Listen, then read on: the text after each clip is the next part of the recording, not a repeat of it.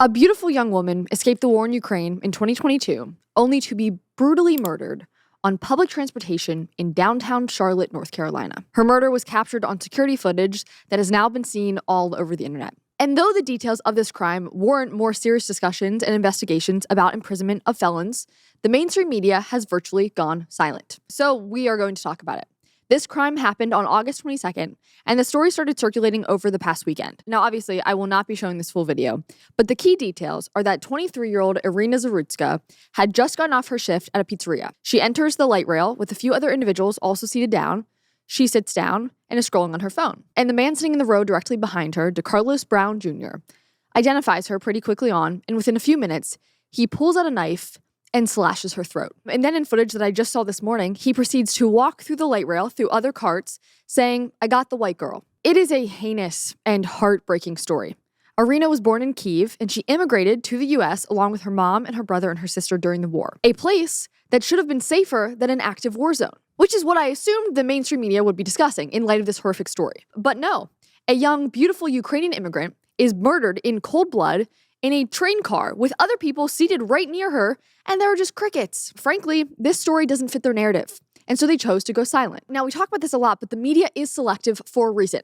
They try to paint very specific messages while completely ignoring others. So while they can try to pretend like violent crime isn't an issue, or that shorter sentencing or rehabilitation is a great alternative, they completely ignore this story and the key details, like the fact that this garbage human being was arrested 14 times before this. 2 of those arrests were for assaulting women. Most recently, this January, he was kindly released once again. No mental health check. Even though one of his public defenders expressed concern about his mental capacity, nope. Released on a no cash bail. Back into the public, no threat for public safety. Arrested 14 times. Multiple felonies. I saw this photo and it's immediately just like, how is he just out? He's only like 34. So in his short life, he's already committed that many crimes, been arrested that many times, and he's just walking among us? It was very clear to most people that when they saw this photo, it was like, something doesn't seem right here. So the word recidivism popped into my mind, something I learned in criminal justice, talked about a lot. So I wanted to look at the rate of repeat offenders, specifically for someone like a violent criminal. And I just thought that a couple of these stats were interesting and important to note. Is most crime committed by repeat offenders? The majority of violent crimes are perpetrated by a small number of persistent violent offenders, typically males, characterized by early onset violent criminality, substance abuse, personality disorders, and nonviolent criminality. I mean, literally, this guy tracks all of those things. And then according to the United States Sentencing Commission, I did some digging in there, and they said that violent offenders recidivated at a higher rate than nonviolent offenders. Over an 8-year follow-up period, nearly 2/3, 63.8% of violent offenders released in 2010 were rearrested compared to more than 1/3 of nonviolent offenders. I mean, that's crazy rates.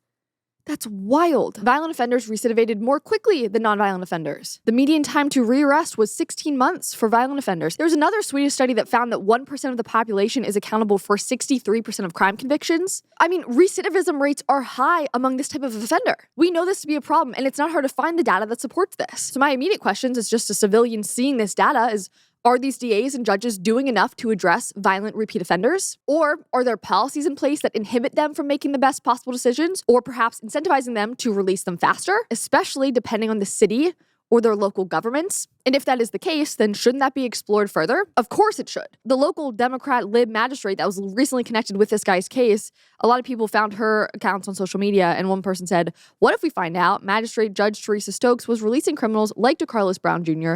so that they could get taxpayer-paid treatment at her Pinnacle Recovery Services company? It would be a nice racket." Sounds crazy, but is it?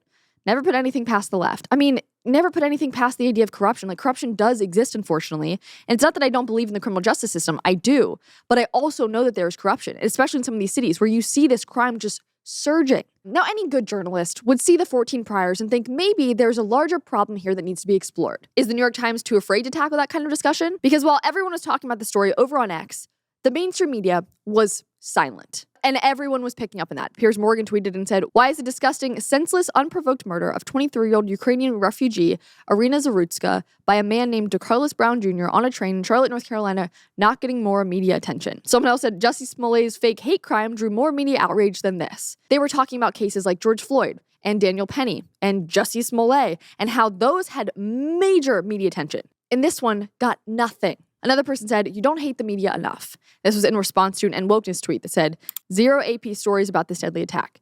Zero PBS, zero New York Times, zero NPR, zero Wall Street Journal, zero BBC, zero CNN, zero WAPO. I mean, it's crazy. Now I dug into this a little bit more yesterday to figure out, like, is that still accurate? As of yesterday with NPR, yes. No mention of her name. Same with the New York Times. When you search her name, college football popped up because there was no stories about her. I have those seen as of this morning. CNN started talking about it, and some of the other ones were starting to trickle in, but it was like, MAGA is using this as an example to talk about crime. Like, that's the angle you're gonna go here, not about the crime itself, which is what we're all talking about. This guy often has some solid takes, so I wanted to play a bit of what he was saying. A Ukrainian woman was murdered by homeless men, but some media isn't reporting it.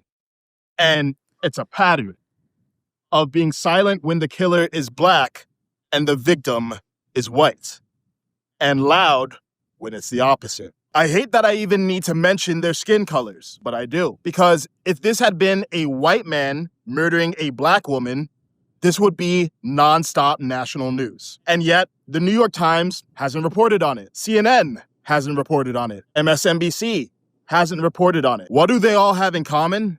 They're all on the left. This is clearly newsworthy. It touches multiple third rails: race, immigration, Ukraine war, homelessness, and crime. So why aren't they reporting on it? Because there's a race-based double standard in the media. But we've been conditioned to see race first and principle second. And it's swinging the pendulum from one irrational extreme to the other, from white people being elevated to white people being denigrated. Meanwhile, black-white race relations are worse than they were at the start of the century. But why should I, a black man, care?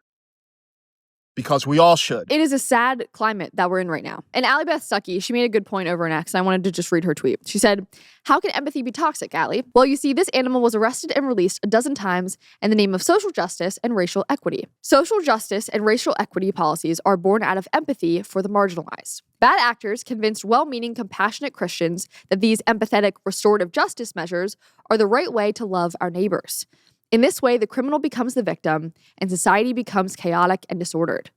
Be led by truth, order, love, goodness, and virtue, not empathy." Again, so well said. And right under Allie's tweet there, Megan Basher made this point. And she said, case in point, the mayor immediately calling for compassion for the perpetrator. This is talking about the mayor. She focused on the suspect and urged others not to demonize homeless people because this individual was apparently homeless. Lyles, the mayor, said the suspect appeared to have struggled with mental health and suffered a crisis, but he targeted a very specific person. She said Charlotte and its transit system are by and large safe, but the insight highlights the need for stronger support systems. We will never arrest our way out of issues such as homelessness and mental health, which I'll pause her there and say, he was arrested dozens of other times.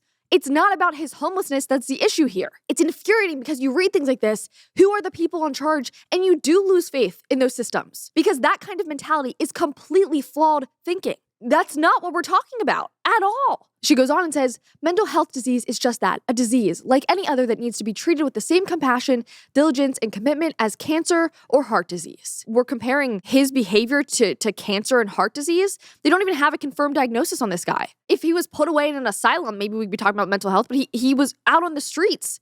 So don't talk to me about mental health.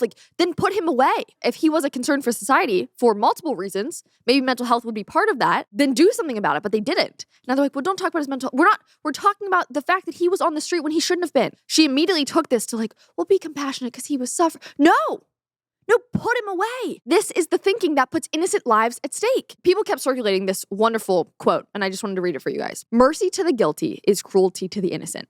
I thought that just perfectly encapsulates what is going on in a lot of our major cities, frankly, but especially in this case. And going along with that idea of just immediate compassion and mercy, not even caring about literally any of the facts, someone started a GoFundMe for this man, for the felon, for the murderer that we all could watch in cold blood. It says raising money to assist with legal fees, anything helps, fight against the racism and bias against our people. No, put him in jail. We're not even talking. Gosh. It's like that guy said, we don't need to see color here. It's like see right and wrong and put wrong in prison, period. Thankfully, for this particular GoFundMe, enough people reported it. GoFundMe saw it. They removed it. It was against their policies. They took it down. But overall, this attitude is not helping extremely violent offenders suddenly be less violent. And in our quest for unrelenting empathy, we do harm the innocent. And that needs to be thought about and considered here when talking about these policies. Another person on Twitter said, the whole concept of we can't arrest our way out of crime is the ultimate progressive ideology. Throw the book at these criminals, lock them up, and take them out of civilization. Watch how fast crime goes down. Now, it's important to note I'm not talking about nonviolent offenders who were incarcerated, perhaps unjustly, for years and years and years. I'm talking about violent offenders who should be in prison, and laws that should be enforced. Frankly, I was thinking about what's happening in DC right now, with Trump cracking down on crime and enforcing the law there. And like it or not, even the locals are saying it's a different city right now, because they know that if they commit a crime, they will go to prison. If they commit a crime, a police officer will see it and arrest them. So it is changing the dynamic of the city that quickly. Here is a guy from DC talking about the fact that he can walk around at night wearing diamond chains now. They said FBI, DEA, ICE, it's all that outside in Washington, D.C. I don't even gotta look over my shoulder no more. He doesn't have to look over his shoulder anymore. Why? Because they're cracking down on crime. So the city streets are suddenly safer. Listen, jump out on me if you want. I'm gonna scream. They're gonna be here in 33 seconds. As soon as you tell about, get that up. Ah! Help! They gonna help this out me. Y'all jump out if y'all want. Good God almighty, boy. I got some help. Some backup. Look, they right here. Look, they outside. Look, oh God almighty. I could just scream. They gonna help me.